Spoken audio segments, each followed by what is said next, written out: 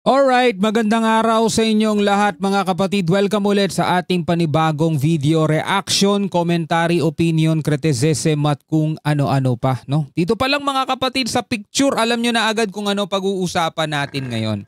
Ito mula to sa China Daily Facebook page. No? China Daily's post. Ipinost nila to noong April 18, 9:28 AM. Sabing ganito, China Daily Cartoon. Renaming South China Sea is unacceptable. Hindi daw katanggap-tanggap mga kapatid. Ito kasi nakikita natin dito. Google Maps. Ito, Google Maps nakasakay sa maliit na bangka. Tapos pinatungan niya ng West Philippine Sea. Ang tawag daw rito sa karagatan na yan, South China Sea. So unacceptable daw yan. Hindi daw yan katanggap-tanggap mga kapatid. Kasi nga, etong mga panahon na to, ito yung umugong ang balita na makikita na sa Google Map itong West Philippine Sea. Ibig sabihin, ito'y hindi lang basta-basta katang-isip ng mga Pilipino, hindi lang natin to inimbento, ito'y kinikilala ng maraming bansa. In fact, mga kapatid, no, pangalanan man natin yan o hindi, 'di ba? Meron tayong exclusive economic zone o EEZ na kinikilala ng buong mundo mga kapatid. Dahil yan ay defined by UNCLOS, hindi lang ang Pilipinas maging ang maraming bansa na nakapalibot dito sa South China Sea. Meron tayong tig to 200 nautical miles exclusive economic zone. Alam nyo kung ano yung unacceptable? Yung kahit meron ng UNCLOS, United Nations Convention on the Law of the Sea, at nakapirma pa dyan ang China mga kapatid, pero hindi nila kinikilala yon. At ang pinapipilitan pa rin nila mga kapatid sa buong mundo is kilalanin yung kanilang imagination line, yung 9-dash line nila o 10-dash line. Yun ang unacceptable mga kapatid. Diba? Meron na tayong 2016 arbitral ruling. Pinawalang bisa yung claim ng China pero hindi nila kinikilala. Yun ang unacceptable. Diba? So ngayon, eto mga kapatid, kung babasahin natin yung mga nakalagay dito sa comment, may nag-comment dito Ito, sa Chinese name to I don't know what happened. Hindi niya daw alam kung anong nangyari, wala ka palang alam But Filipino people seem to treat Google as their god by putting the West Philippine Sea name in the South China Sea. Pathetic. Mas pathetic to, no? Anyway mga kapatid, ikaw bilang isang Pilipino, ano ang masasabi mo rito sa post na to mga tol? Ngayon, eto na, ipinagkakalat ng China mga kapatid na ang Pilipinas daw kaya tayo nakakapagsagawa ng resupply mission dito sa may Ayungin Shoal mga tol ay dahil pinahihintulutan nila. Na kumbaga pinalalabas nila mga kapatid, ang Pilipinas ay humihingi ng permiso sa kanila at sila ang tawag dito kumbaga may-ari at pinahihintulutan lamang nila tayo mga kapatid. At yan ang pinabulaanan ng National Task Force for West Philippine Sea mga kapatid. Sabi rito, West Philippine Sea, no, ay hindi totoo mga kapatid ang pahayag ng China na pinahihintulutan umano nila ang rotational and resupply mission sa Ayungin Shoal noong March 4.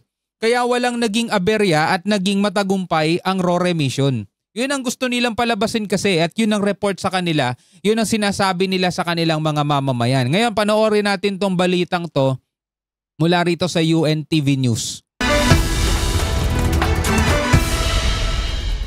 Ryan, paano raw nalusutan ng RORE mission ang mga Chinese na nangaharang sa may Ayungin Shoal? Kung naalala ninyo mga kapatid, etong Ayungin Shoal, ito yung may sabay bandang BRP Sierra Madre. Dito madalas noon nagkakaroon ng mga harangan, mga water cannon, gamit-gamit natin yung mga hunay sa Maywan, mga ganun, yung mga maliliit na bangka. Hinahabol yan, hinaharang ng mga Chinese Coast Guard. Wina-water cannon tayo mga kapatid kasi hindi nila pinapayagan yung resupply mission natin dito sa may BRP Sierra Madre. Ngayon, nakakapagsagawa tayo ng rotational and resupply mission sa Ayungin Shoal nang walang aberya. Wala nang humaharang, wala nang nagmamatigas diyan ng mga Chinese Coast Guard. Ngayon, ang pahayag ng China, dahil daw sa pinapayagan nila ang Pilipinas, binibigyan daw nila tayo ng pahintulot, mga kapatid, no? Grabe, no? Walang pangaharang na nangyari dahil nakalusot ng payapa at ligtas yung mga sundalong Pilipino doon sa Ayungin Shoal noong mga nakaraang buwan na nagsagawa tayo ng rotational and resupply mission doon. Ewan ko kung anong nararamdaman nyo. Whenever na nakikita ko kasi etong BRP Sierra Madre, nakikita ko yung habag na kalagayan natin, mga tol. No, lakas loob tayong nakikipagbanggaan o hindi banggaan na na friction, mga tol. Ibig sabihin, lakas loob tayong sumasagupa, mga kapatid, sa ipinagpipilitan ng China. Lakas loob tayong ipinapakita ang tapang natin, pero tignan mo naman yung nag-iisang outpost natin dito, mga tol. Isang nabubulok na barko. Samantalang sa kanila, naglalakihang mga artificial island na may mga naglalakihang gusali, 'di ba? Yun ang meron sila, samantalang tayo eto. Kailan pa yan, no? Panahon pa ni ERAP nung ipinasadsad yan. Anong ginawa ng mga nakaraang administrasyon, 'di ba? At anong ginagawa ng administrasyon natin ngayon? Mariing itinanggi ng National Task Force West Philippine Sea Area Task Force West na humingi sila ng permiso o pinayagan ng China ang isinagawang RORE o Rotational and Resupply Mission sa mga sundalong Pilipino na nagbabantay sa BRP Sierra Madre o LS-57 sa Ayungin Shoal noong March 4. Giit ng National Task Force West Philippine Sea, ang Ayungin Shoal ay nasa loob ng Philippine Exclusive Economic Zone and Continental Shelf na pinagtibay naman ng 2016 Arbitral Award. Sabi ng NTFWPS, may jurisdiction at sovereign rights ang Pilipinas sa nasabing bahura, kaya malayang makapagsasagawa ng RORE mission sa lugar ang Pilipinas alinsunod sa international law. Alam naman natin yan eh. Matagal na tayong merong soberanya dyan. Matagal na natin alam yan, mga kapatid. Pero, biruin mo kahit noong 2016 nanalo tayo sa arbitral ruling, mga kapatid, magpahanggang ngayon, hindi pa rin natin na ide-develop yan. Bakit, mga kapatid? Kasi ayaw pumayag ng China. Diba? Hindi natin alam kung anong klaseng kaguluhan ang mangyayari kapag pinilit nating magsagawa dyan ng development. Diba? Ayaw nga nilang ipa-repair tong barko natin. Ngayon, mga kapatid, sinasabi ng ating mga sundalo ng NTFW or West Philippine Sea na hindi natin kailangan humingi ng permiso sa China at dapat malaya tayong nakakapagsagawa ng rotational and resupply mission dito sa Ayungin, which is tama naman talaga. Diba? Pero hindi dapat tayo manatili doon sa malaya lang tayo nakakapag-resupply. Diba? Kung talagang meron tayong karapatan dyan, kung talagang meron tayong jurisdiction, mga kapatid, bakit hindi natin ayusin itong nabubulok na barko na to? Diba? Bakit hindi ayusin ng gobyerno, hindi sila magpagawa dyan ng shelter, yung katulad ng plano nila dati, diba? Sabi nga budgetan daw nila ng 100 million eh. Sabi nga nung ibang mga senador, maliit yung 100 million. O maliit kayo 100 million, hanggang ngayon wala pa rin eh. Diba? Hanggang ilang presidente pa kaya ang aabutin, mga kapatid, nitong BRP Sierra Madre na to. Kasi nagsimula to kay ERAP eh, di ba? Si ERAP nagpasadsad niyan dyan eh, pumalit na si Gloria. Di ba? Hindi nga natapos ni ERAP yung termino niya eh, pumalit na si Gloria nun eh. Di ba? Pagkatapos nun, tumakbo ulit si Gloria, siya ulit ang naging presidente, mga kapatid. Napakahaba nung panahon ni Gloria, 9 years ata yun. Sumunod doon, mga kapatid, si Pinoy. Pagkatapos ni Pinoy Duterte, tapos eto na, Marcos na, mga kapatid. Hanggang kailan kaya aabutin itong BRP Sierra Madre na to rito, no? May balak pa kaya ang Pilipinas na magpagawa rito ng talagang matatawag natin na na outpost natin na maganda naman tignan, hindi ka awa-awa. Kasi pag sinabi mong Pilipinas, search mo Pilipinas, makikita mo, mga kapatid, sa pelikula, sa balita, sa mga photos, laging squatter, mga barong-barong, pinagtagpi-tagping yero, pati ba naman sa outpost ng mga sundalo natin, ganun din ang itsura.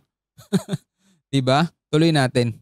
Aniya, ang ginagawa ng China ay lantarang pagtatangka ng pagpapakalat ng maling impormasyon upang pahinain ang soberenya ng Pilipinas at iligaw ang international community. Hindi kinikilala ng Pilipinas ang karapatan ng China sa Ayungin Shoal at hindi anya kailangan ng pagsang-ayon ng China sa anumang aksyon ng pamahalaan sa lugar.